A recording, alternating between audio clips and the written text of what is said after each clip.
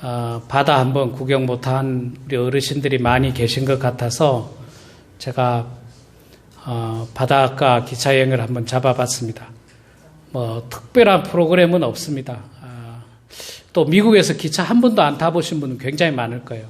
그래서 여러분들 한번 이번에 좋은 기회라 생각하시고 가능하면 건강이 되시는 분들은 가능하면 많이 참석해 주시면 감사하겠습니다. 정성으로 준비하도록 하겠습니다. 자, 이렇게 갑작스럽게 태풍이 불어온다, 비가 엄청 많이 올 거다 했는데 다행히 생각보다 비도 많이 오는 것 같지도 않고 다행히 생각보다 그렇게 큰 피해는 없는 것 같습니다. 너무너무 감사하고요. 우리 한국은 늘 좀 안일하게 대처하고 안일하게 생각하는 경향이 많고요. 제가 볼 때 미국은 반대로 굉장히 심각하게 생각하고 심각하게 대처를 합니다. 그래서 때로는 별일 아닌 것도 좀 심각하게 대처하는데 어쨌든 심각하게 대처를 해서 아무 문제가 없다면 참 좋은 일이죠. 오늘 이렇게 어려움 없이 예배당에 나오신 여러분 모두 축복합니다. 자, 올 여름은 예년에 비해서 많이 더웠다는 이야기들을 상당히 많이 합니다. 태풍이 오면서 아마 한풀 좀 꺾이지 않을까. 물론 9월 달까지 덥겠지만 그래도 한풀 꺾이지 않을까 생각을 했는데 여러분, 제가 새벽 기도를 늘 하면서요. 새벽 기도 할 때 올해는 언제까지 추웠느냐면요. 6월 마지막 주까지 추웠어요. 실제로. 6월 마지막 주까지 새벽에 너무너무 추웠어요. 새벽에 추웠는데 딱 7월 첫째 주 되니까 덥기 시작하더라고요. 덥기 시작하더니 이제 그때부터는 또 언제 추웠냐는 듯이 새벽에 땀이 뻘뻘 나는 거예요. 88도, 89도 이 안에가 그냥. 한 번도 에어컨 안 켜고 버텼습니다. 그냥. 너무 더워가지고 제가 이 앞문만 좀 열고 새벽에, 그렇게, 이렇게 버텼었는데, 참, 우리 이 인간이 참 망각을 잘하는 것 같아요. 더웠을 때는 추웠을 때를 잊어버리고요. 추웠을 때는 또 더웠을 때를 금방 잊어버리더라고요. 저도 그렇대요. 저도. 언제 이렇게 추웠을까? 그런 생각이 들어요. 지금 이렇게 더운데 언제 추웠을까? 근데 또 추울 때는요, 더위가 그립다. 언제 이렇게 더웠을까? 또 이 더위를 생각하고. 이런 것들이 지속적으로 반복이 되어 왔어요. 수십 년 동안 반복이 되어 와서 인생이 이렇게 시간이 속절없이 많이 지나가 버렸습니다. 또 앞으로도 더위와 추위를 반복해 가면서 인생은 아마 순식간에 지나가 버릴 겁니다. 중요한 것은 이 귀한 시간을 우리가 어떻게 은혜 가운데 살 것인가, 그것이 사실은 제일 중요합니다. 계속해서 제가 여러분들에게 지금 전하고 있는 설교 말씀의 키포인트 중에 하나는 어떻게 살 것인가입니다. 어떻게 살 것인가. 우리 그리스도인들이 앞으로 어떻게 살아야지 하나님이 기뻐하는 삶을 살 것인가를 고민하고 그 말씀을 전하다가 제가 오늘부터는 베드로 전서에 있는 말씀을 통해서 여러분들에게 말씀을 전해야 되겠다, 그런 생각을 했습니다. 여러분, 베드로 전서는 우리가 그 제목에서 알다시피 사도 베드로가 쓴 편지글입니다. 편지글인데 어디다 썼느냐면 1절에 나옵니다. 예수 그리스도의 사도 베드로가 본도, 갈라디아, 갑바도기아, 아시아와 비두니아에 흩어진 나그네 성도들을 말하죠. 여기서 나오는 지명은요, 지금으로 말하면 터키 지방입니다. 이스라엘의 북쪽 지역의 터키 지방. 왜 여기에 있는 성도들에게 편지를 했느냐면 많은 초대교회 성도들이 유대인들의 핍박과 박해를 피해서 흩어졌거든요. 예루살렘을 떠나서 다른 나라로 흩어졌습니다. 주로 흩어진 게 이제 지금의 터키 지역입니다. 지금의 터키 지역. 그쪽으로 많이 흩어져 있는 성도들에게 편지를 보낸 겁니다.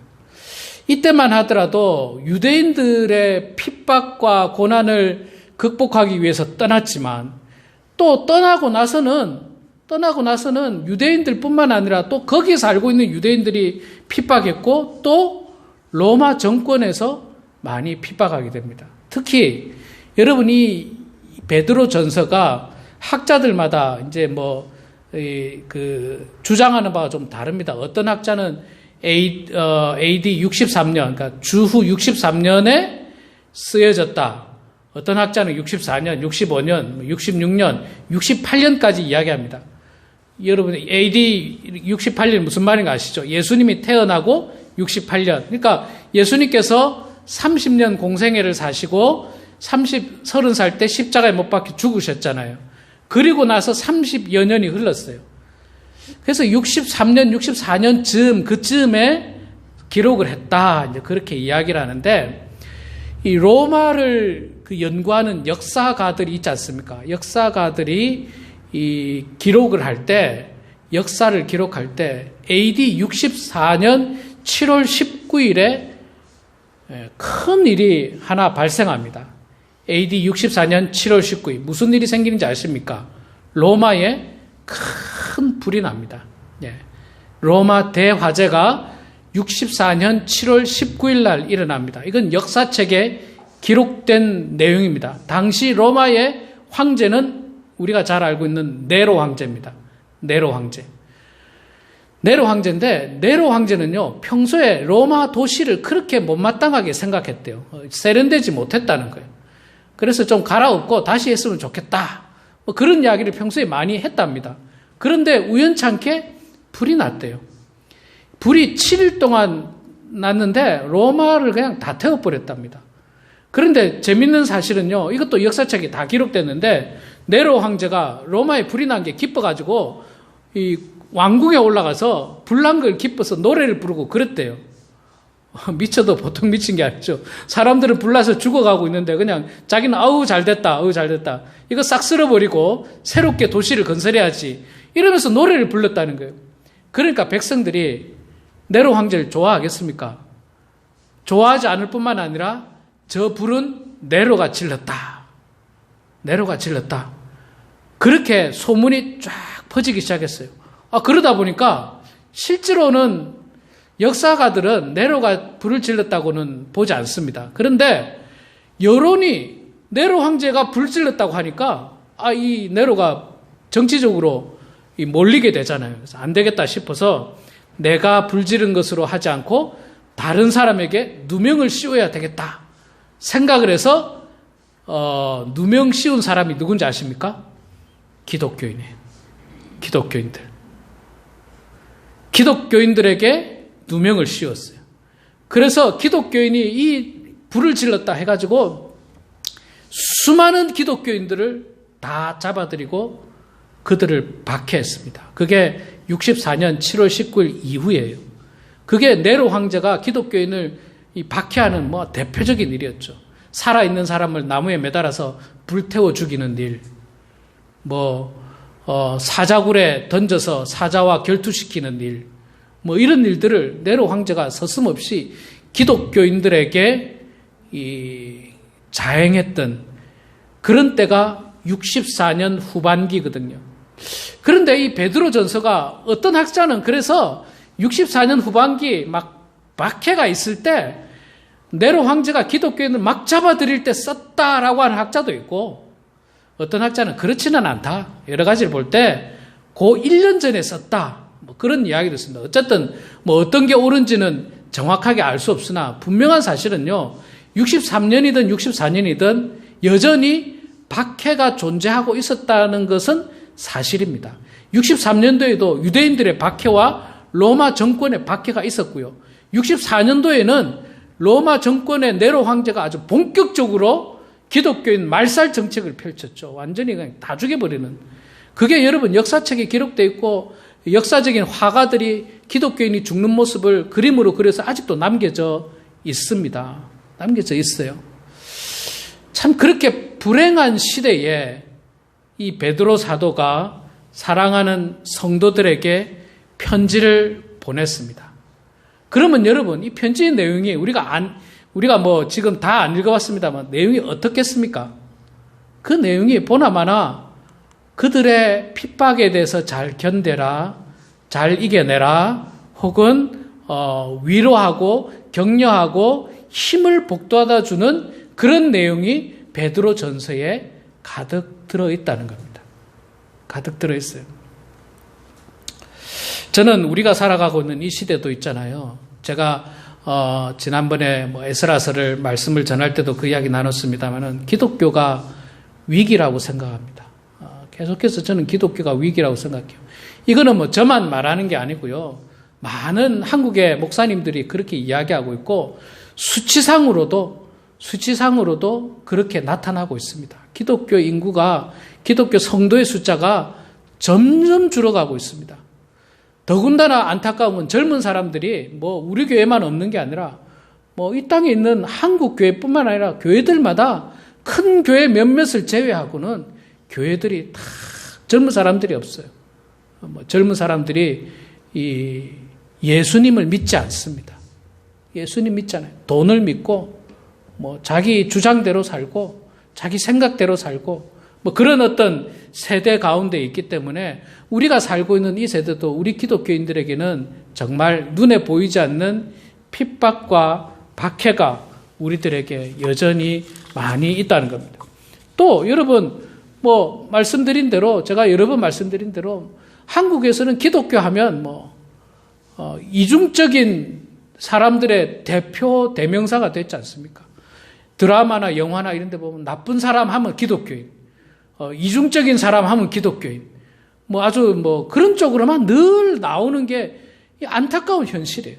정말 안타까운 현실입니다. 실제로 그렇지는 않는데, 다 그렇지는 않는데, 몇몇 사람들이 좀 그렇다 보니까 기독교인 전체가 그런 어떤, 잘못된 이 이미지를 갖게 되는 것입니다. 자, 그런 고난과 박해와 역경 가운데 살고 있는 많은 성도들에게, 나그네들에게 사도 베드로가 위로의 말씀을 전해주고 있는 것이 베드로 전서의 말씀입니다. 오늘 말씀을 통해서도 베드로 사도는 우리 그리스도인들에게 어떻게 살라라고 이야기를 해주고 있는데 제가 몇 가지 말씀을 여러분들에게 전해드리고 싶습니다. 3절에 보면 우리 주 예수 그리스도의 아버지 하나님을 찬송하리로다. 그의 많으신 긍휼대로 예수 그리스도를 죽은 자 가운데서 부활하게 하심으로 말미암아 우리를 거듭나게 하사 산 소망이 있게 하시며, 산 소망을 가지라고 말씀하고 있습니다. 산 소망. 여러분, 이 소망을 다른 말로 희망이라고도 말할 수 있지 않습니까? 우리 인간의 삶의 여러 가지 덕목 가운데 이 희망, 소망은 참 중요합니다.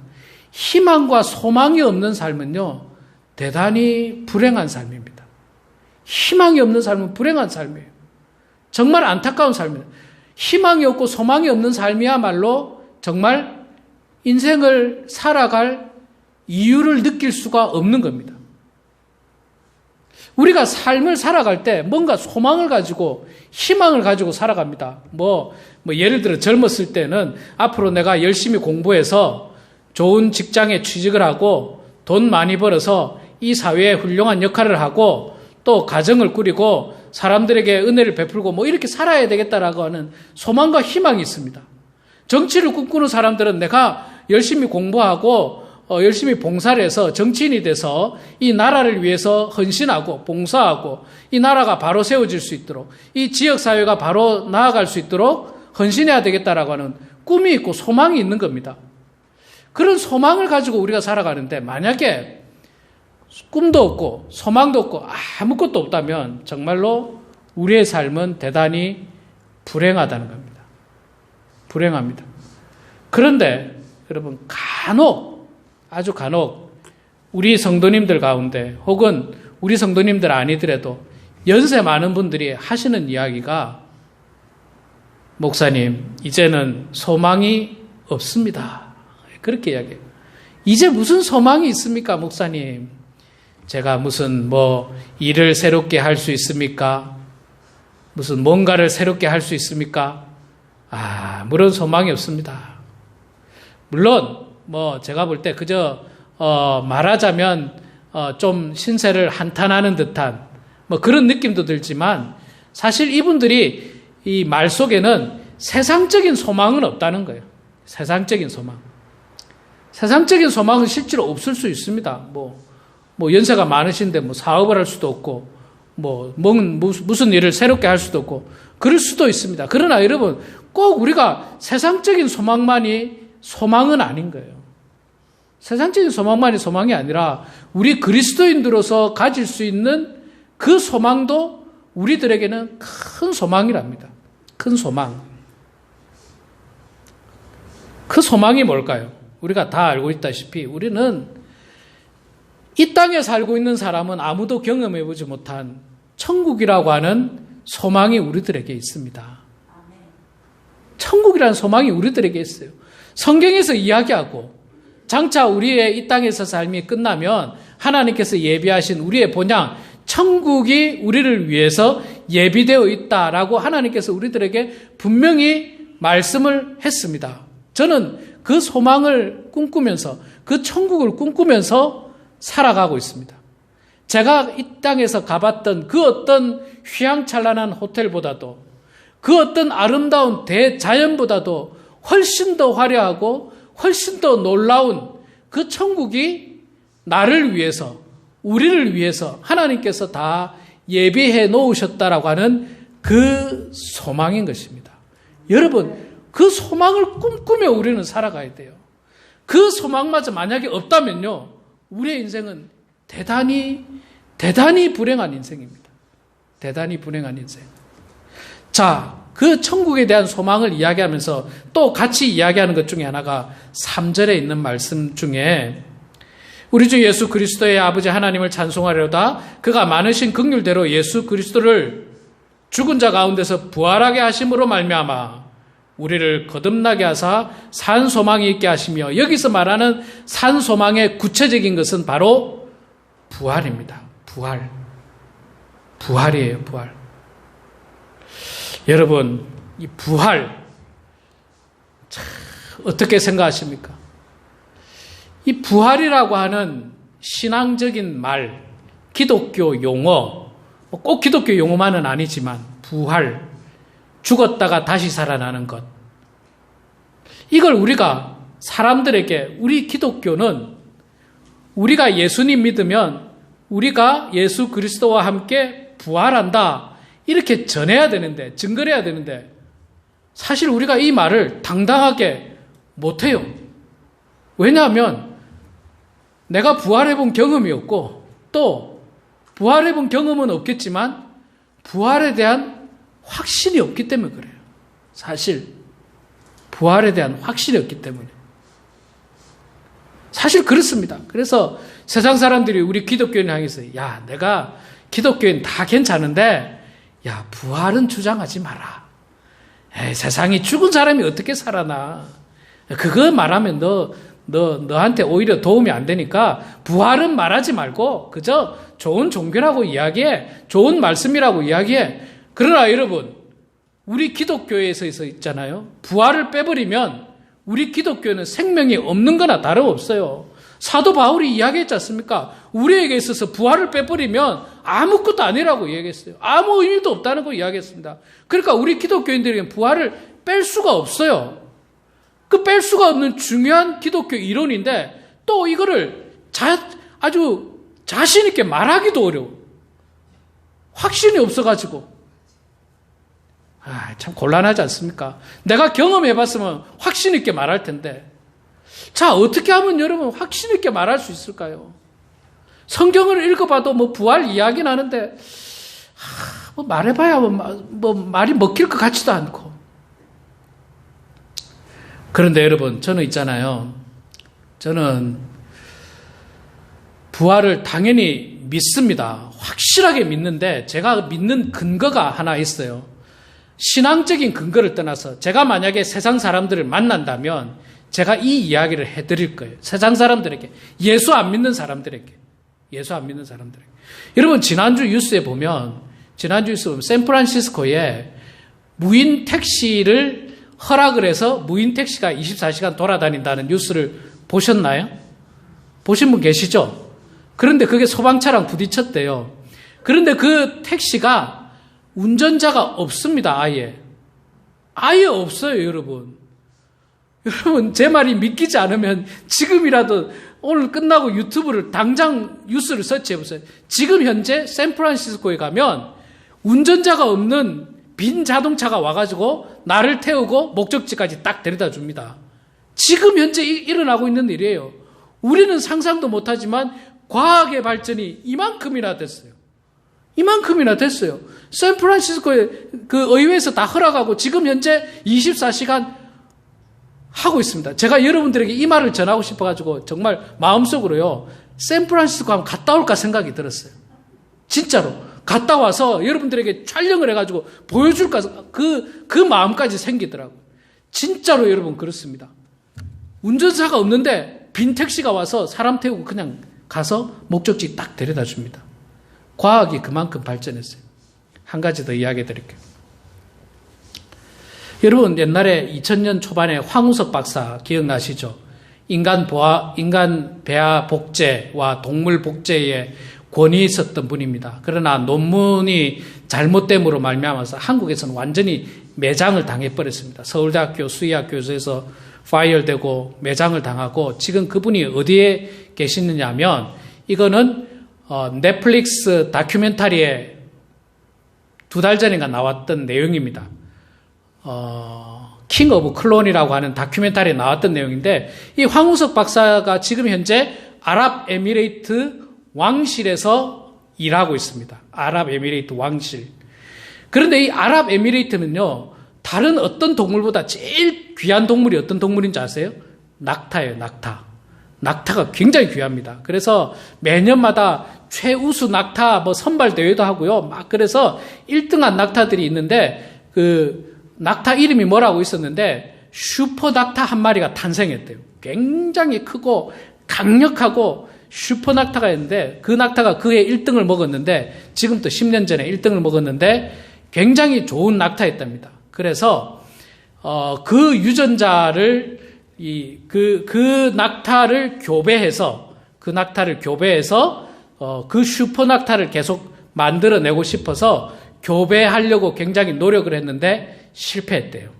실패했습니다. 그 낙타 한 마리는요, 한 마리 값이 260억이랍니다. 한국 돈으로 260억. 뭐 이 차 한 대 값 정도가 아니죠. 뭐 어마어마한 이 슈퍼 낙타가 근데 교배를 못하고 죽어버렸어요. 10년 전에, 지금부터 10년 전에. 여러분, 이건 지금 넷플릭스에 나온 내용이에요. 황우석 박사의 다큐멘터리에 나온 내용이기 때문에 이거는 뭐 거짓이 없습니다. 죽었어요, 그 낙타가. 그래서 황우석 박사를 불렀어요. 황우석 박사를 불러가지고 이 죽은 낙타를 복제를 해달라고 한 거예요. 그래서 이 황우석 박사가 연구를 했죠. 세포를 떼내고 그 세포를 통해서 뭐 어떻게 과학적으로 해가지고 그것을 복제를 했습니다. 11마리를 만들어냈어요. 슈퍼낙타 11마리를 만들어냈어요. 그 아랍에미레이트 만수르라고 하는 그 집안에서 어마어마한 서포트를 했어요. 어마어마한 서포트를 해서 11마리를 복제했습니다. 그리고 그 황우석 박사의 복제 기술은요, 인간을 복제할 수 있는 능력이 충분하다고 다 이야기합니다. 그러나 윤리적인 문제로 안 하고 있을 뿐이에요. 윤리적인 문제로 안 하고 있을 뿐입니다. 황우석 박사의 줄기세포 그 연구는요, 충분히 그 세포를 가지고 간을 만들어낼 수 있고, 위를 만들어낼 수 있고, 신장을 만들어낼 수 있고, 이렇게 장기를 만들어낼 수 있는 능력도 충분하다는 것이 과학계의 정설입니다. 그러면서, 자, 이 말은요, 다시 말하면, 죽은 사람을 복제해서 살려낼 수 있는 근거가 다 된다는 거예요. 죽은 사람을 복제해서 살려낼 수 있는 과학적인 이론은 다 만들어냈다는 거예요. 한갓 인간이. 여러분, 인간조차도 있잖아요. 인간조차도 이제는 죽은 사람을 살려낼 만한 과학적인 발전을 이루어내고 있습니다. 인간조차도 죽은 지 10년이나 된 낙타를 그 쇠를 이용해가지고 11마리를 복제해냈어요. 11마리. 이게 과학 잡지에 다 나왔습니다. 넷플릭스 다큐멘터리에 다 나오고. 그러면서 이 황우석 박사가 인터뷰를 하는데 저는 그 인터뷰하면서 굉장히 충격을 받았어요. 굉장히 충격받은 한마디가 있는데 그 한마디가 뭐냐면 우리는 과학자들을 이야기합니다. 우리는 죽었다고 보지 않습니다. 죽은 사람을 보면서 죽었다고 보지 않습니다. 이 말은 다른 말로 하면 무슨 말입니까? 쇠를 통해서 살려낼 수 있다는 거예요. 여러분, 나는 죽었다고 보지 않습니다. 라는 말을 누가 했는지 아십니까? 나는 그가 죽었다고 보지 않는다. 왜 죽었다고 말하느냐? 그는 잔다. 누가 말한 내용이에요? 예수님이 한 말이에요. 예수님이 한 말이에요. 죽은 나사로를 향해서 예수님께서 그는 죽은 것이 아니다. 잔다. 그런데 황우석 박사가 인터뷰하는데 우리는 그 사람을 보면서 죽었다고 생각하지 않습니다. 저는 이 말이 있잖아요. 너무 충격이었어요. 너무너무 충격이었어요. 이게 막 소름이 돋을 만큼 충격이었어요. 그 다큐멘터리를 다시 돌려보고 그랬어요. 야, 물론 여러분 제가 지금 말하는 걸 이해를 잘 하셔야 돼요. 저는 그 황우석 박사나 과학자들이 인간을 복제하고 장기를 복제하는 것을 저는 반대합니다. 저는 반대합니다. 그걸 찬성하는 사람은 아니에요. 왜? 그거는 하나님의 영역이라고 저는 생각합니다. 저는 반대합니다. 그런데 제가 지금 여러분들이 말하고 싶은 뭐냐면 인간의 과학의 발전이 죽은 사람마저 살려낼 만큼 어마어마하게 발전했는데 인간도 이렇게 하는데 하물며 하나님이 왜 죽은 자를 못 살립니까? 왜 죽은 자를 살릴 수 없습니까? 말도 안 되는 거예요. 사람도 이제 인간들도 죽은 자를 살린다라고 이야기하고 있는데 왜 하나님이 그걸 못 한다는 거예요? 말도 안 되는 거예요, 여러분. 말도 안 되는 거예요. 우리가 옛날에 지금으로 50년 전만 해도 그냥 자동차가 어떻게 혼자 운전을 해? 우리 이렇게 생각했어요. 50년 전에 자동차가 어떻게 혼자 운전하냐고. 그런 일은 세상이 뒤집혀도 안 일어날 거야 했는데 지금 일어나고 있잖아요. 지금 일어나고 있잖아요. 샌프란시스코 일어나고 있고 한국에서도 일어나고 있고 운전자가 없는데 드라이버가 없는데 지가 운전해가지고 목적지까지 딱 데려다 주고 있어요. 50년 전에 우리는 상상도 못했던 일이에요. 인간 복제, 동물 복제 다 했어요. 뭐 양, 강아지, 낙타, 무슨 뭐 별. 지금 황우석 박사가 하고 있는 것 중에 하나가 뭐냐면요.